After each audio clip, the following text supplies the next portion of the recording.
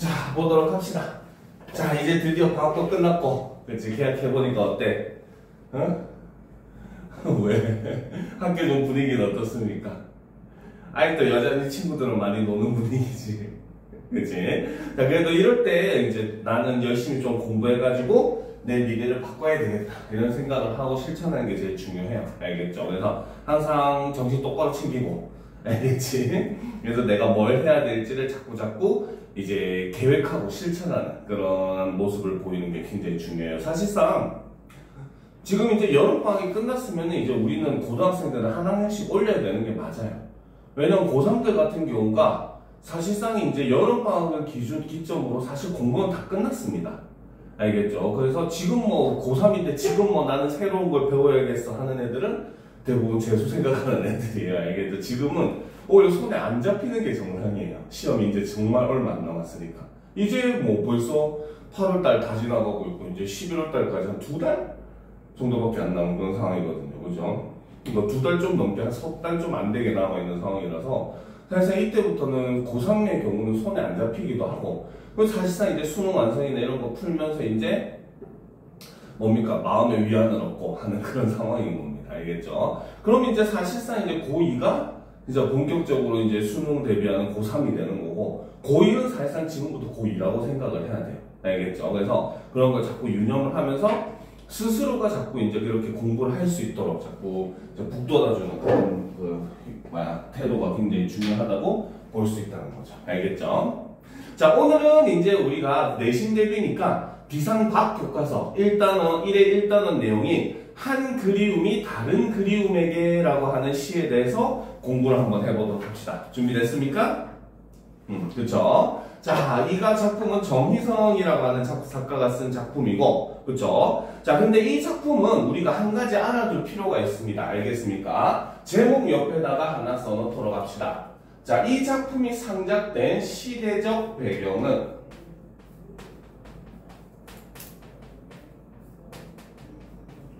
바로 1970년대입니다.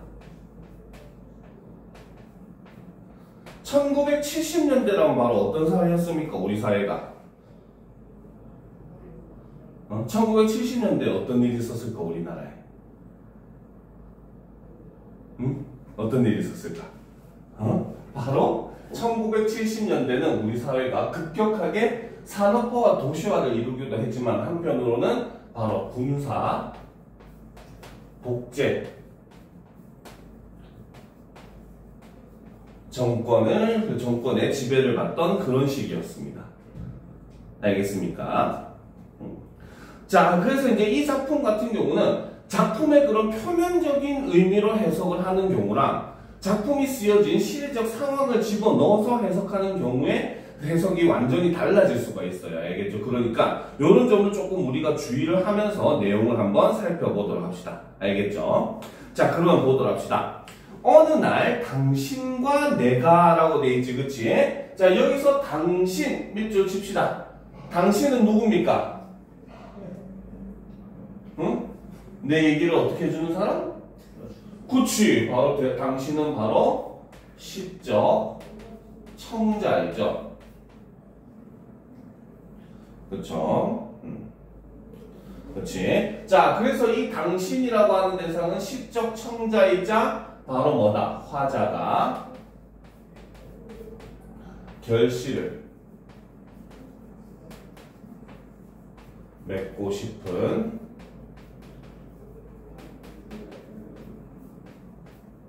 대상인 것이고, 그죠?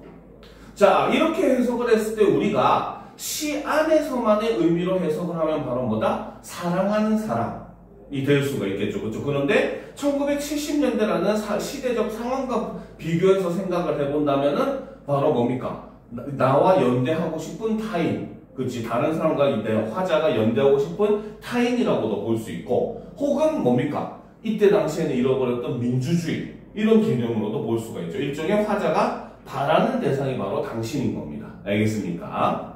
자, 그래서 어느 날 당신과 내가, 그러면 내 밑줄 칩시다. 내는 누굽니까? 그치, 바로 내는 시적 화자이죠. 그러니까 이 시는 시적 화자가 겉으로 드러난다, 안 드러난다? 그쵸, 드러난다라고 볼 수 있다는 겁니다. 알겠습니까? 자, 그래서 어느 날 당신과 내가 날과 시로 만나서, 자, 날과 시 밑줄 치도록 합시다. 자, 날과 시는 바로 뭐냐면 우리가 이제 이런 옷감들 있잖아, 그렇지? 지금 그 지훈이가 입고 있는 옷을 가만히 자세히 보면 어때? 가까이서 보면 실이 이런 식으로 이렇게 서로 돼가지고 하나의 천이 돼 있잖아, 그죠? 그지? 자, 이렇게 우리가 옷감을 만들 때는 세로줄을 이루는 실과 가로줄을 이루는 실들이 뭉쳐가지고 하나의 천이 되거든요. 바로 날과 시가 세로줄의 실과 가로줄의 실을 의미하는 겁니다. 알겠습니까? 자, 그래서 이 날과 시는 바로 뭐다? 이것은 사실 당신과 나를 비유한 표현이라는 거죠. 그래서 날줄과 시줄이 만나가지고 하나의 천이 되듯이 당신과 나도 어떻게 하고 싶다? 하나로 어울리고 싶다, 어우러지고 싶다라는 겁니다. 그렇죠? 그래서 어느 날 당신과 내가 날과 시로 만나서 하나의 꿈을 엮을 수만 있다면, 자, 하나의 꿈 네모치도록 합시다. 그렇죠? 자, 여기서 하나의 꿈이라고 하는 것은 바로 뭐다? 바로 당신과 나가 맺는 사랑의 결실이다 라고 볼 수 있다는 거죠. 알겠습니까? 그리고 이것을 바로 뭐다? 시대적인 의미로 해석을 하면은 바로 뭐다? 타인과의 연대, 화합, 이런 의미로 볼 수도 있다는 거죠. 그래서 이 시는 어느 관점에서 보느냐에 따라서 해석이 굉장히 다양해질 수가 있는 겁니다. 알겠습니까? 그래서 하나의 꿈을 엮을 수만 있다면, 우리들의 꿈이 만나 한 폭의 비단이 된다면 이라는 거지, 그치? 자, 여기서 보면 하나의 꿈을 엮을 수만 있다면 할 때 면 동그라미 칩시다. 그 다음 한 폭의 비단이 된다면 할 때 면 역시 동그라미 칩시다. 그렇죠? 자, 그리고 한 폭의 비단도 역시 네모 칩시다. 그렇죠? 뭐가 의미가 똑같습니까? 이 한 폭의 비단은 그치, 바로 위에 있었던 하나의 꿈과 의미가 같죠. 이렇게 표시합시다. 그쵸? 자, 그리고 방금 동그라미 쳤죠? 엮을 수만 있다면, 그쵸? 그 다음에 비단이 된다면, 이러잖아. 그치? 면이라고 하는 것은 어떤 상황을 어떻게 하는 거야? 그치, 바로 동그라미 옆에다가 써놓읍시다. 가정법을 사용을 하고 있다는 거죠. 됐습니까? 됐죠? 자, 그러면 이제 우리가 일련의 내용을 꺽쇠로 표시를 하도록 합시다. 어느 날 당신과 내가부터 한 폭의 비단이 된다면까지 꺽쇠로 표시합시다. 그쵸? 자, 여기서는 지금 아까 얘기했듯이 바로 가정법, 즉 미래 상황을 가정을 하더라는 거죠. 그쵸? 그래서 이를 통해서 바로 뭐다? 시적 화자의 정서, 그 다음에 소망을 강조하고 바로 시적 여운을 남기는, 형성하는 그런 효과가 있다는 겁니다. 알겠습니까? 자, 됐죠? 자, 그 다음 봅시다. 있다면 나는 기다리리, 밑줄 치자. 기다리리. 자, 요즘은 이런 말투가 잘 익숙하진 않잖아, 그렇지? 나는 기다리리, 이게 무슨 뜻일까? 기다리겠다. 그렇지, 기다리겠다라고 하는 건 화자에 뭐가 반영되어 있다? 의지. 그렇지, 아이고 많이 똑똑해졌네, 그렇지? 자, 여기서 기다리리라고 한다는 것은 바로 뭐다? 일종의 시적 화자의 의지적 태도가 드러난다는 거죠. 알겠습니까? 자, 옆에다가 하나 적어 놓읍시다. 그래서 이 시는 바로 종결어미, 그쵸? 종결어미 리를 사용을 하더라는 거죠. 그래서 종결어미 리를 사용을 하면서 바로 뭐다? 의지적 태도, 그쵸? 그 다음에 현실 극복의 의지, 이런 걸 보여준다는 겁니다. 당연히 이제 종결어미로 리가 반복되니까 뭐도 형성이 되겠다? 반복이니까. 그치, 시니까 운율도 형성이 되겠죠. 그쵸? 자, 그래서 나는 기다리리 추운 골목에서, 자, 추운 골목 세모 칩시다. 지금 화자가 당신을 기다리고 있는 장소가 어디야? 그치, 추운 골목이야. 좋겠어, 안 좋겠어? 즉, 화자가 지금 처해 있는 현실이 좋다, 안 좋다? 그치, 바로 이 추운 골목이라고 하는 것은 바로 뭐다? 부정적인 현실을 나타내고, 작품이 쓰여진 시대를 통해서 해석을 하면은 바로 뭐다? 1970년대의 혹독한 현실을 드러내준다. 이렇게 우리가 해석이 가능하다는 거죠. 이해가 됩니까?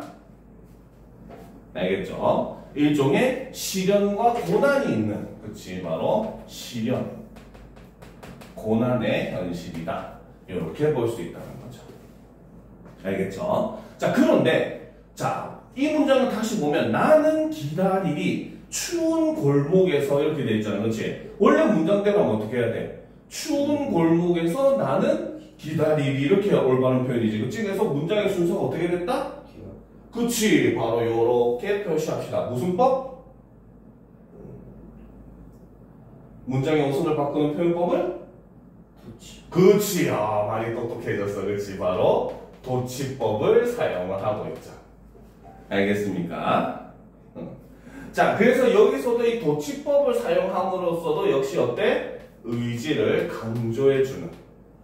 알겠습니까? 그래서 지금 화자는 바로 뭐다? 아무리 이렇게 암담하고 혹독한 현실이지만 나는 당신을 어떻게 할 것이다?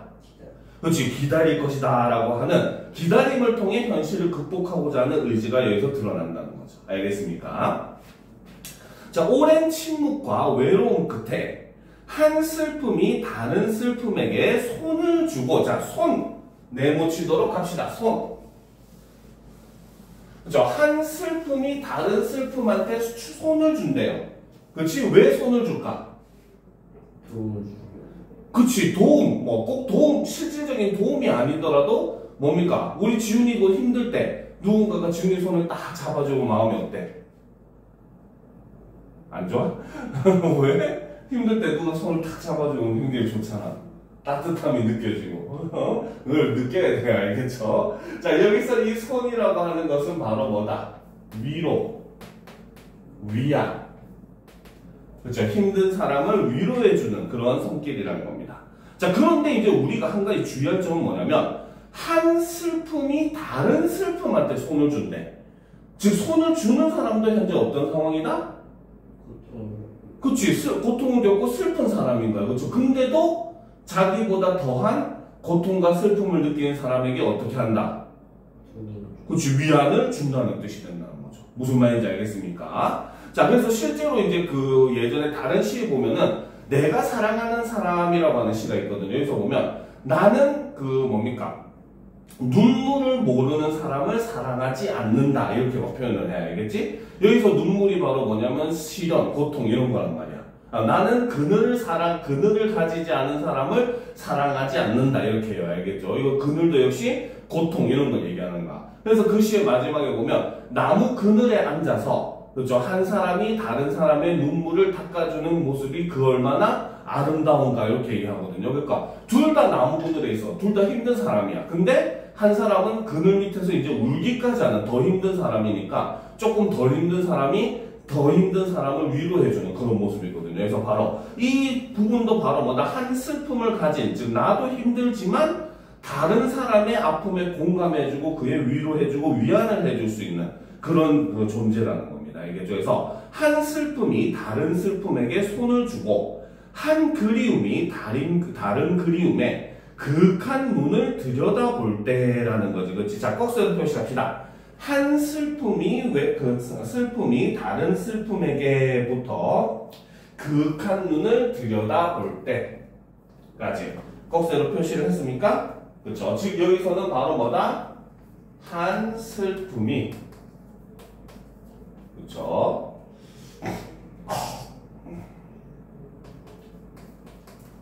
다른 슬픔을 한 그리움이 다른 그리움을 위로를 해주고 있다는 거죠. 그렇죠? 그러니까 이거를 통해서 바로 뭐다? 그렇죠? 바로 위안적 태도의 공동체적 확대 요거를 화자는 추구를 하더라는 거죠. 알겠습니까? 확대, 연대. 그렇죠. 즉 공동체를 이루는 구성원들이 서로 어떻게 해야 된다? 서로 위로를 해주고 함께하고 연대해야 된다. 요걸 얘기하는 겁니다. 알겠습니까? 그래서 일종의 뭐 사람의 의미로 개인의 의미로 해석을 한다면은 바로 뭐다? 사람이라고 하는 사람 존재도 사회적 동물이니까 타인의 외로움에 뭡니까? 공감하고 위로해 줄 수 있어야 된다라는 의미로 해석을 할 수 있겠죠. 그렇죠? 그리고 반면에 뭡니까? 1970년대라는 군사독재 정권을 가지고 해석을 하면 바로 뭐다? 민중의 연대가 있어야지만 어떻게 할 수 있다? 우리가 이 상황 현실을 극복할 수 있다. 이런 의미로도 해석이 된다는 거죠. 알겠습니까? 자, 어느 겨울인들 우리들의 사랑을 춥게 하리. 자, 여기서 그럼 겨울도 역시 사용을 칩시다. 자, 겨울도 역시 뭡니까? 혹독한 상황인 거잖아요. 그렇죠? 역시 무엇을 상징한다? 그치, 바로 위에 있었던 어떤 시험? 추운 기운. 그치, 바로 겨울. 세모 쳤죠? 그래서 겨울은 역시 바로 뭐다? 혹독한 현실, 부정적인 현실을 나타내죠. 그렇죠? 자, 근데 어느 겨울인들 우리들의 사랑을 춥게 하리. 그럼 여기서 리는 무슨 뜻일까? 우리들의 사랑을 춥게 하리. 여기서 리는 무슨 뜻일까? 춥게 하겠냐. 그치, 하겠냐. 그렇죠. 바로 뭐다? 춥게 할 수 있다, 없다? 그치, 하리 옆에다 가을을 거 씁시다. 여기서는 서리법이 사용이 된 거예요. 이거는 의지가 아닙니다. 알겠습니까? 춥게 하겠느냐 이런 뜻으로 해석을 할 수가 있어요. 알겠죠? 그래서 어느 겨울인들 우리들의 사랑을 춥게 하리.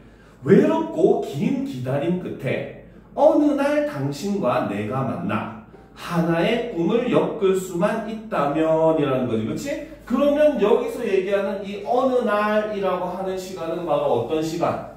당신과 내가 어떻게 할 수 있는 시간? 그치, 만나가지고 하나의 꿈을 엮는 시간이 되겠죠. 그쵸? 그래서 어느 날 밑줄 칩시다. 바로 이 어느 날은 바로 뭐다? 화자가 소망하는 저 화합 연대의 시간이라고 볼 수 있고 1970년대 군사독재 정권이라고 하는 시대적 상황을 대입해서 보면은 일종의 민주주의라고 볼 수가 있는 거죠.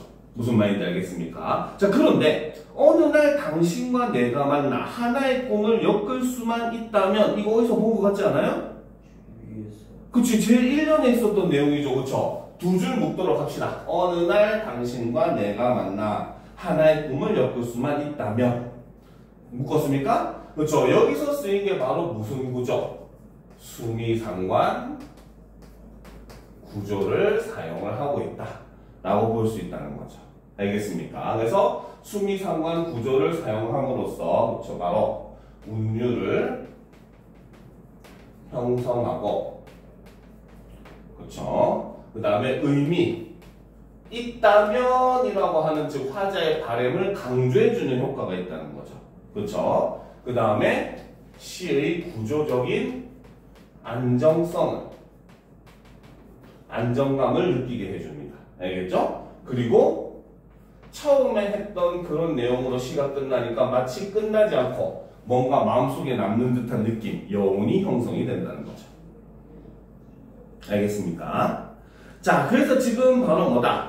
바로 이 시대는 바로 이 작품의 실제 배경은 1970년대라는 거예요. 그게 급격한 산업화와 도시화 속에서 점점 파편화되어가는 인간들. 실제로 이제 우리가 소설 중에 보면 1964년 서울 1964년 겨울이라는 작품이 있거든요. 1964년 겨울 서울인가 어쨌든 작품이 있거든요. 그 작품을 보게 되면은 사람들이 1964년도에 급격하게 우리 사회가 이제 산업화 도시화가 점점 이루어지기 시작을 해요. 알겠죠? 그러면서 개인주의가 팽배해지면서 타인에 대한 연대가 굉장히 부족해져요. 그래서 그 소설을 보면은 같이 있던 일행, 처음엔 이 일행도 원래 처음부터 같이 있었던 사람이 아니고 우연히 그냥 포장마차 같은 술집에서 만난 사람 사이였어요. 알겠죠? 그러다가 한 사람이 굉장히 다른 사람과 함께 하기를 바라는데 다른 사람들은 그 사람 굉장히 귀찮아하죠. 그리고 마지막에 셋이서 이제 그 여관방에 가가지고 각각 방을 잡고 잡니다. 알겠죠? 그런데 다음날 보니 그 연대를 바랬던 사람이 결국은 죽어 있더라는 거야. 근데 같이 있던 일행은 자기가 그 사람이 죽을 줄 알고 있었는데 그냥 혼자 두는 게 더 나을 것 같아서 그랬다고 하면서 그냥 다른 사람들이 알기 전에 먼저 도망가 버립니다. 알겠습니까? 이렇게 타인의 그런 아픔이라는 걸 알면서도 무관심한 그런 현대인들의 모습을 담고 있는 그런 면에서 봤을 때 이 작품은 일종의 뭡니까? 사람과 사람 사이의 그런 연대, 연민, 이런 거를 위로, 이런 거를 중시하는 그런 작품을 볼 수 있다는 거죠. 그렇죠? 그리고 1970년대가 군사독재 정권이라고 하는 시각에서 보게 되면은 어때? 방금도 얘기했듯이 일종의 민주주의에 대한 일종의 소망, 이런 의미로도 볼 수가 있습니다. 알겠습니까? 그래서 어떤 시각으로 보느냐에 따라서 여러 가지로 해석을 할 수 있으니까 그런 점은 우리가 좀 주의를 할 필요가 있겠죠. 알겠죠? 자, 다음 페이지. 자, 한용우님의 나의 꿈이라고 하는 작품을 보도록 합시다. 알겠습니까? 자, 근데 이 작품을 하기 전에 자, 한용우님 시에는 꼭 님 또는 당신이라고 하는 존재가 등장을 해요. 여기서 이 시도 보면 지금 제일 첫 마디가 당신이 하고 시작을 하잖아. 그치? 자, 밑에다가 하나 적어 놓읍시다. 자, 우리는 한용우님의 시에서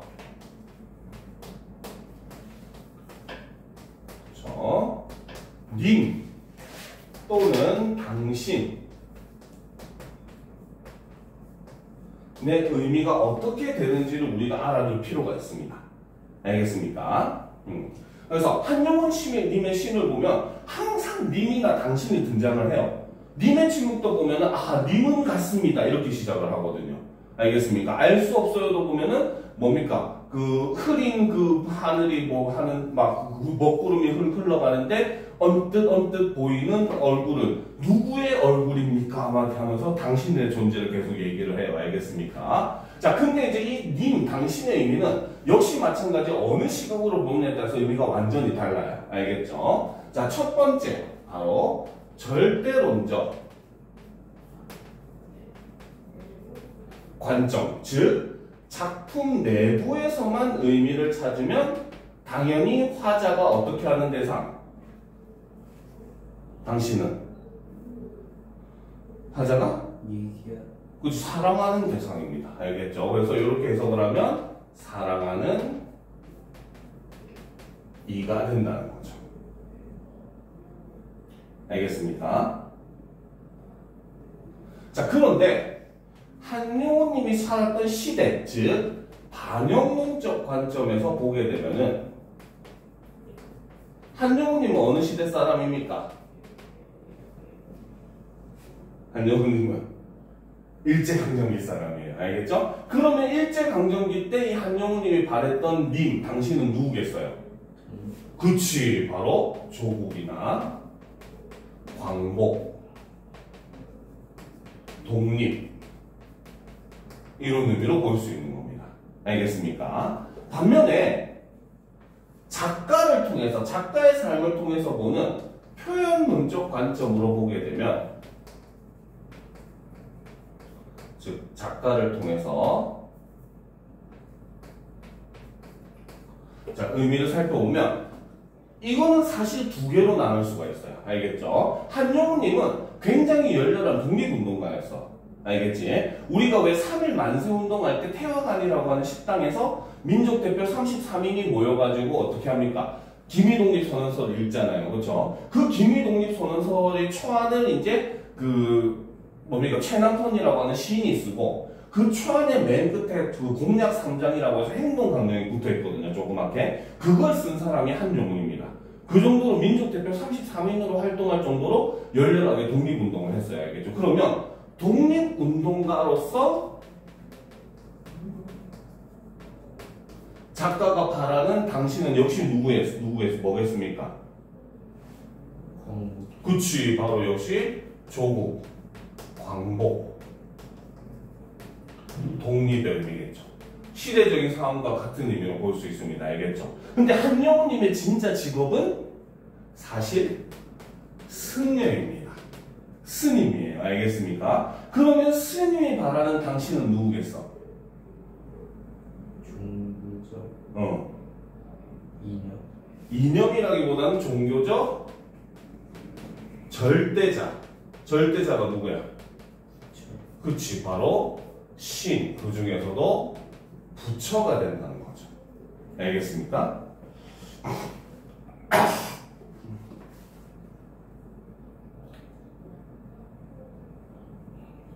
됐습니까? 그렇죠? 자, 그래서 우리가 한용우님의 시에서는 이렇게 님 혹은 당신이라고 하는 시어는 여러 가지 어느 반에서 보느냐에 따라서 여러 의미로 해석될 수 있다는 건 항상 기억을 해놔야 됩니다. 알겠습니까? 자, 그러면 이제 그런 걸 우리가 머릿속에 넣어놓고 작품을 한번 보도록 합시다.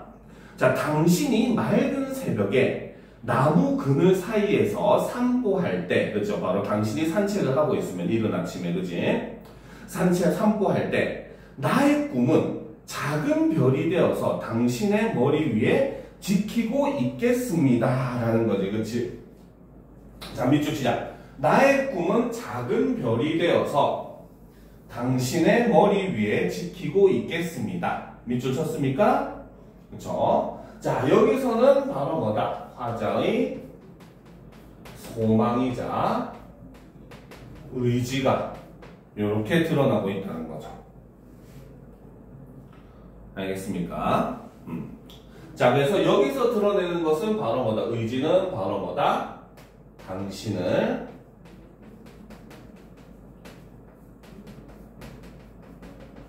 겠다는 다짐을 하고 있죠. 알겠습니까? 자, 그래서 이 다짐을 함으로써 다짐을 하고 있는 모습으로 보이죠. 자, 그럼 이 두 번째 행을 보도록 합시다. 당신이 여름날에 더위를 못 이겨 낮잠을 자거든. 그렇죠. 이것도 역시 당신의 상황이 되는 거죠. 알겠습니까? 자, 위에 것도 그냥 밑줄 치고 갑시다. 당신이 맑은 새벽에 나무 그늘 사이에서 산보할 때, 요거는 물결로 표시합시다. 알겠죠? 요거는 바로 뭐다? 당신의 상황 첫 번째가 되겠죠. 바로 이른 아침에 당신이 산책을 할 때란다. 근데 두 번째 행에서는 뭡니까? 당신이 여름날에 더위를 못 이겨 낮잠을 자거든. 똑같이 역시 표시를 하고 이건 당신의 상황 몇 번째? 두 번째가 되는 거죠. 알겠습니까? 자, 그럼 이때 난 어떻게 하겠다? 나의 꿈은 맑은 바람이 되어서 당신의 주위에 떠돌겠습니다 라는 거지. 즉 바로 뭐다? 항상 당신을 어떻게 하고 있다? 그치. 좋게 말하면 가디언이고, 그쵸. 나쁘게 말하면 스토커죠. 그쵸. 자, 세 번째 행을 봅시다. 당신이 고요한 가을밤에 그의 글을 볼 때, 역시 여기서도 똑같이 밑줄 치고 당신의 상황 몇 번째? 그치. 세 번째가 되겠죠. 자, 볼 때 나의 꿈은 귀뚜라미가 되어서 책상 밑에서 귀똘귀똘 울겠습니다 라는 거지. 그치? 자, 일단 귀똘귀똘 동그라미 칩시다. 귀뚜라미 소리를 흉내낸 음성, 상징어. 그 중에서도 의성어죠. 그리고 이걸 통해서 청각적. 귀뚜라미의 그런 울음소리라는 이미지를 형성을 하고 있습니다. 알겠습니까? 자, 그랬을 때 이제 우리는 그러면 이 시의 특징을 몇 가지를 볼 수가 있어요. 알겠습니까? 자, 나의 꿈의 특징을 보게 되면은, 그쵸? 자, 첫 번째, 그치? 자, 유사한 통사 구조를 반복을 하고 있습니다. 알겠습니까? 알겠죠? 자, 그러면 이 유사한 통사구조, 문장구조라고 하는 것은 바로 뭐냐? 당신의 상황을 먼저 제시를 하고, 이때 바로 뭐다? 그죠? 나의 꿈은 무엇입니다. 라는 구조가 반복이 된다는 거죠. 알겠습니까? 그래서 이걸 통해서 나타내고자 하는 것은 바로 뭐다? 항상 당신의 곁에서, 그쵸? 있겠다는 화자의 의지, 그리고 그리움을 강조해주는 이러한 효과가 있다는 거죠. 알겠습니까?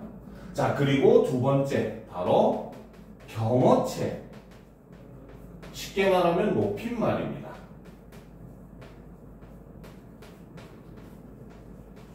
그래서 경어체를 사용을 하는 것도, 이거는 한영훈님의 시 전체적인 특징이라고 우리가 볼 수가 있어요. 알겠습니까?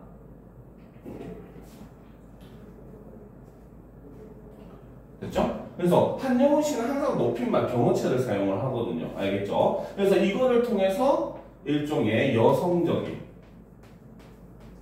어조를 형성을 하고, 그럼 경어체를 계속 쓰니까 뭡니까? 뭐뭐 씁니다, 뭐 됐습니다, 이런 말이 반복되잖아. 그치? 그럼 역시 뭐가 형성이 된다? 운율이 형성이 되더라는 겁니다. 알겠습니까? 자, 그리고 이제 당신에게 높임말을 쓴다는 건 당신이라는 대상을 어떻게 해주는 거야? 그렇지, 높여주는, 존중의 의미가 있는 거죠. 그러니까 이제 특히나 작가가 승려라고 하는 걸 지금 염두에서 봤을 때 신을 의미한다라고도 볼 수 있는 겁니다. 무슨 말인지 알겠죠? 그래서 이 작품도 역시 마찬가지, 어떤 시각에서 보느냐에 따라서 의미가 굉장히 다양하게 해석을 할 수가 있다라고 볼 수 있다는 거고, 그래서 이 시는 바로 뭐다? 시대적인 상황으로 해석을 한다면은 조국 광복을 위해서 나는 항상 기다리고 희생하겠다, 이런 의미로 해석을 할 수 있는 것이고, 승려라고 하는 직업을 통해서 해석을 하면 바로 뭐다? 항상 부처님에 대한 그런 공경의 마음을 잊지 않고 불가의 그 뭡니까? 불가를 공부하는 거에 정진하겠다. 자신을 수행하는 거에 정진하겠다라는 그런 의미, 화자의 의지를 드러낸다라고도 볼 수 있다는 거죠. 알겠습니다. 그래서 어떻게 해석하느냐에 따라 이렇게 다르게 볼 수 있다라는 게 핵심입니다. 알겠습니까? 자, 그러면 이제 우리가 다음 페이지로 넘어가서 정의성의 저문강의 삽을 씻고라고 하는 작품을 한번 보도록 합시다. 알겠습니까? 준비됐습니까? 그렇죠? 자, 이 작품도 역시 마찬가지. 그렇지? 바로 1960년대, 70년대 우리나라가 급격하게 이제 바로 뭐다? 산업화와 도시화가 일어나게 되면서 그 과정에서 소외된 가난한 사람들의 삶의 모습을 담고 있는 작품이 이 정의성의 저문강의 삽을 씻고라고 하는 작품입니다. 알겠습니까? 자, 그럼 이제 보도록 합시다. 자, 흐르는 것이 물뿐이랴? 물뿐이다, 아니다? 그치, 역시 답이 정해져 있는 서리법을 사용을 하고 있죠. 흐르는 게 물만이 아니다라는 거죠. 알겠습니까? 즉, 바로 뭐다? 물과 마찬가지로 우리의 삶도 흐른다는 것이죠. 알겠습니까? 그래서 우리가 저와 같아서, 그럼 이 저는 뭐야? 우리가 저것과 같아서의 의미니까 저것은 뭡니까? 물. 그치, 저 밑줄 치고 바로 이거는 물이죠. 알겠습니까? 그래서 우리가 저와 같아서 강변에 나가 삽을 씻으며 거기에 슬픔도 퍼다 버린다라는 거지. 알겠습니까? 즉 여기서는 바로 뭐다? 화자는 지금 강변에 나가서 삽을 씻고 있대요. 그렇죠? 자, 여기서 삽 세모 치도록 합시다. 자, 강에서 삽을 씻는다니까 이 사람은 어떤 일을 하는 사람이겠어? 응? 막 뭐 높은 일을 하는 사람일까? 아니면 굉장히 천한 일을 하는 사람일까? 그렇지. 물론 뭐 직업에 귀천이 없다고는 하지만 솔직히 우리가 그렇게 얘기할 수 없죠. 그렇지? 솔직히 말해서. 그렇지? 아무리 그래도 공사판에서 막노동하는 사람과, 그렇지? 주식이나 뭐 의사해서 환자들 치료하고 있는 이런 직업 우리가 솔직히 같다고 볼 수가 없어요. 솔직하게. 예전에 드라마 보니까 그런 말이 있더라고요. 왜 학교에서 직업에 귀천이 없다고 가르치는지 아십니까? 이러더라니까. 그래서 왜 그러냐 물어보니까 사실은 현실에는 직업에 귀천이 있기 때문이라고 얘기해. 신분에 귀천이 있기 때문이라고 얘기를 하거든요. 알겠지? 그러니까 우리는 그렇게 안 되게 노력을 해야 되겠지. 그렇지? 자, 그래서 이 삽을 가지고 있다는 것은 바로 화자가 뭐다? 노동자 혹은 농부와 같이, 그렇지? 바로 가난하고 소외된 사람이라는 거죠. 알겠습니까? 그래서 강변에 나가 삽을 씻으며 거기 슬픔도 퍼다 버린다라는 거. 즉 바로 뭐다? 마음속에 쌓인 슬픔도 강에다 삽을 씻으면서 그냥 그거를 이겨내는 게 아니라 그냥 흘려보내고 그저 참는다, 이런 의미로 보일 수 있다는 거죠. 알겠죠? 일이 끝나 저물어 스스로 깊어가는 강을 보며, 그렇죠? 그럼 여기서 스스로 깊어가는 강이라고 하는 거 밑줄 치자. 스스로 깊어가는 강. 이거는 바로 뭐냐? 이거는 뭡니까? 삶의 애환. 그렇죠? 사람이 살아오면서 느끼는 삶의 애환, 비애, 슬픔, 이런 걸 상징한다라고 볼 수 있다는 거죠. 그래서 깊어가는 강을 보며 쭈그려 앉아 담배나 피우고, 그렇죠? 그래서 여기서 담배라고 하는 걸 피는 이유는 뭐겠어?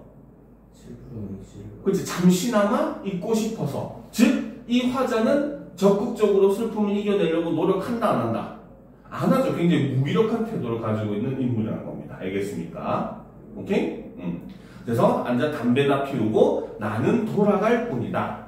삽자루에 맡긴 한 생애가 이렇게 저물고 저물어서 새빵가닥 썩은 물에 달이 뜨는구나 라는 거지. 그치? 자, 여기서 이제 바로 뭡니까? 달이라고 하는 거. 지금 화자가 있는 처지는 바로 뭐다? 새빵가닥 썩은 물. 부정적인 현실이라는 거죠. 자, 세모 쳐놓읍시다. 새빵가닥 바닥 썩은 물. 그렇죠? 이게 바로 부정적 현실이죠. 자, 근데 이 달이 뜨는구나 라고 하는 건 좀 여러 가지로 해석이 되는 부분이긴 해요. 알겠습니까? 자, 일단 첫 번째로는 뭐 시간적 배경을 나타내기 위해서, 알겠지? 달이 뜨니까 이제 날이 저물어서 밤이 되었다 라고 본다는 거죠. 알겠죠? 그리고 두 번째 의미는 일종의 화자가 달을 보고 위안을 느낀다라고 해석을 하기도 해요. 알겠습니까? 왜? 달은 잘 사는 사람, 못 사는 사람 가려가지고 뜹니까? 응? 그렇지, 않으니까 여기도 달이 뜨는구나 하면서 일종의 위안을 얻는다라고 볼 수도 있어요. 무슨 말인지 알겠습니까? 그런데 또 한번 반면에는 바로 뭐다? 오히려 화제의 그런 슬픔을 더 심화시켜주는 그런 소재다라고 보기도 합니다. 알겠습니까? 그래서 저 달은 하늘에 떠 있긴 하지만 너무 멀리 있어서 손에 닿을 수가 있어, 없어?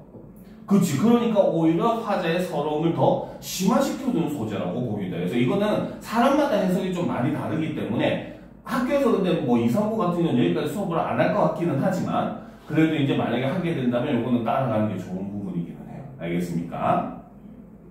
자, 우리가 저와 같아서 흐르는 물에 삽을 씻고 먹을 것 없는 사람들의 마을, 밑줄 시작. 먹을 것 없는 사람들의 마을.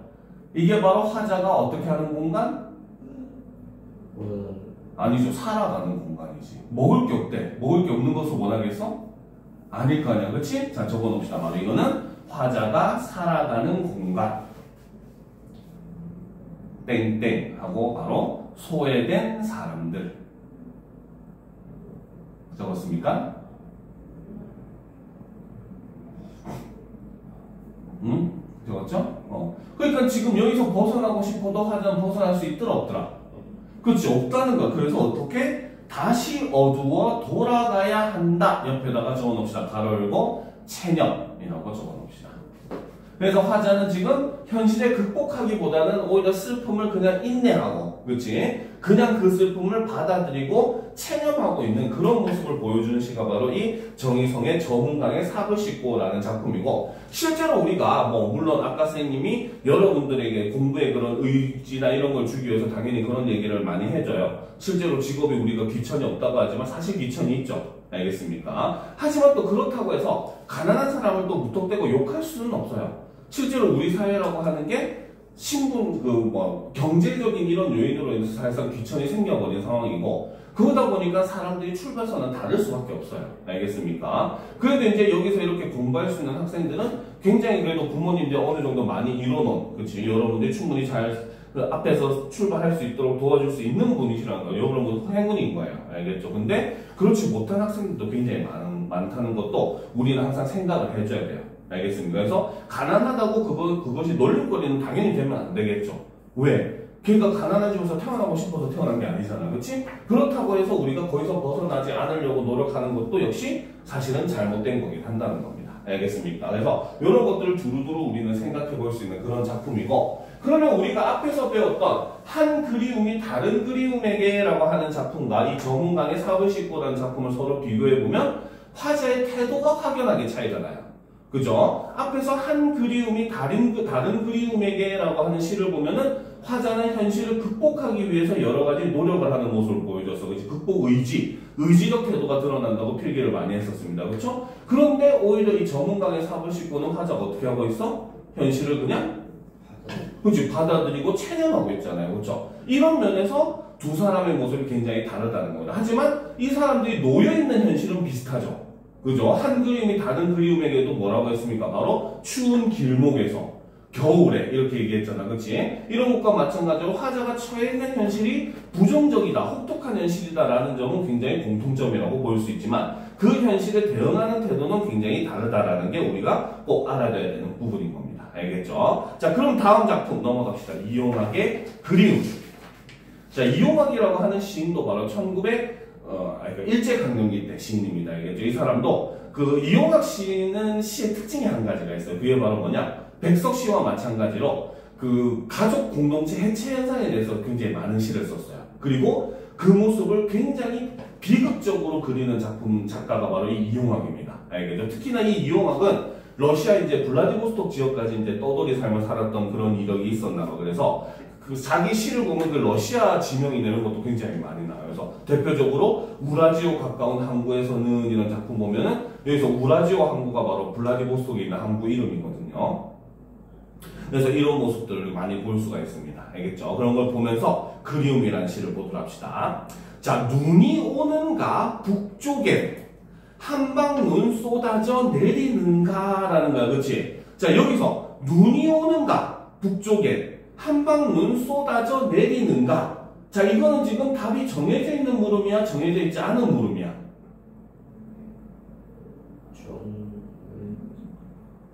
응? 응. 그치. 답이 안 정해져 있죠. 그럼 여기서 지금 이 북쪽 네모 칩시다. 북쪽. 눈이 오는가 북쪽에 갈 때 북쪽 네모 칩시다. 그죠? 자, 지금 이 일련의 내용을 보면 화자는 지금 북쪽에 눈이 오는지 안 오는지를 어떻게 하고 있어? 그치. 궁금해 하잖아. 그치. 왜 궁금해 할까? 이 화자는. 이 북쪽이 어디이기 때문에?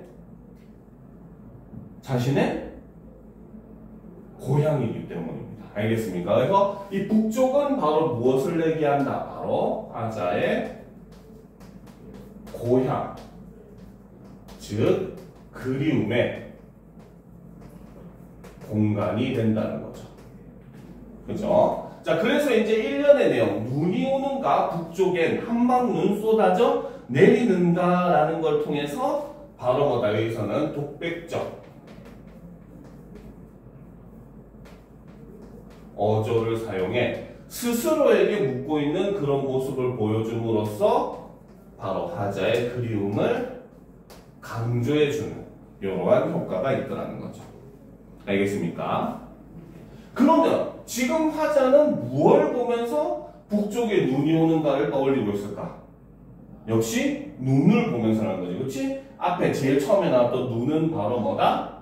바로 그 고향을 떠올리게 해주는 거지. 바로 고향을 떠올리는 매개체의 역할을 한다는 거죠. 알겠습니까? 그러니까 여기서 지금 눈이 오는 모습을 보면서 고향에도 눈이 지금쯤 눈이 오고 있을까 하고 생각을 하게 됐다는 거죠. 알겠습니까?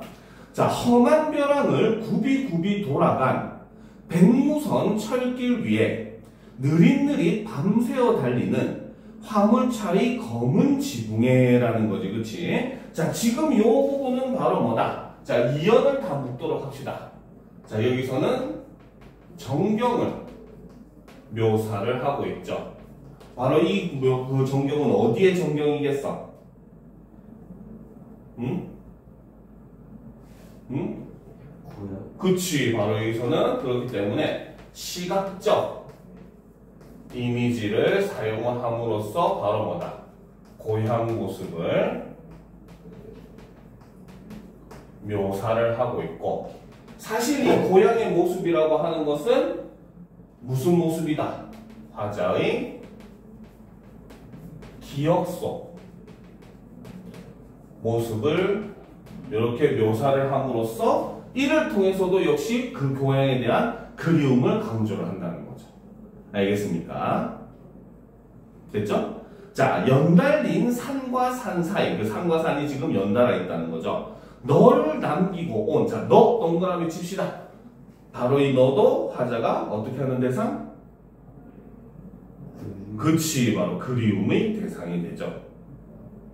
그래서 너를 남기고 온 작은 마을에도 복된 눈 내리는가라는 거지. 그치? 그래서 지금 화자는 계속해서 스스로에게 물어보면서 고향을 그리워하는 거죠. 자, 잉크병 얼어드는 이러한 밤에, 자, 세모 칩시다. 잉크병 얼어드는 이러한 밤. 자, 잉크조차도 얼어버린대. 그만큼 지금 계절이 어떻다? 너무? 그치, 바로 지금 화자가 처해 있는 현실이 어떻다? 그치, 바로 부정적인 현실인 거죠. 자, 잉크병 얼어드는 이러한 밤에 어쩌자고 잠을 깨어 그리운 곳 차마 그리운 곳. 그치, 그러면 여기서 밑줄 시작. 그리운 곳 차마 그리운 곳. 이것이 어디다? 바로 고향 위에서 나왔던 북쪽이 되는 거죠. 알겠습니까? 그리고 너가 있는 공간이 된다는 거죠. 이해가 되죠? 눈이 오는가 북쪽엔 한방눈 쏟아져 내리는가. 1년의 내용이 역시 한 번 더 어떻게 되고 있다? 그치, 수미상관 구조를 취하고 있다는 거죠. 알겠습니까? 자, 그래서 이용하게 그리움과 비교해보면은 그리워한다라고 하는 그런 의미에서는 유사하다고 볼 수 있어요. 앞에 작품과. 그렇지? 하지만 바로 그러니까 이용각의 그리움은 그냥 고향에 대한 그리움을 표현을 한다면, 그렇지? 앞에 있던 한 그리움이 다른 그리움에게라는 것은 바로 뭐다? 사람들 사이의 연대, 그렇죠? 그 다음에 그 통합, 사람들 사이의 그런 위안, 위로 이런 걸 추구한다면서 추구성적인 면이 굉장히 차이가 있는 그런 장면이라는 거죠. 하지만 세 작품 다 공통적으로는 전부 다 뭐다? 화자가 처해 있는 현실은 부정적이다. 자신의 현실을 부정적으로 인식한다라는 점은 모든 작품에서 지금 현재 공통적으로 드러나고 있는 모습이다라고 볼 수 있다는 겁니다. 무슨 말인지 알겠습니까? 자, 벌써 시간이 이렇게 됐네요. 이번 시간 수업은 여기까지 하고 그럼 11시 20분까지 잠깐 15분 정도 쉬었다가 이제 이어서 그 수행평가 관련해서 좀 얘기를 해봅시다. 알겠죠?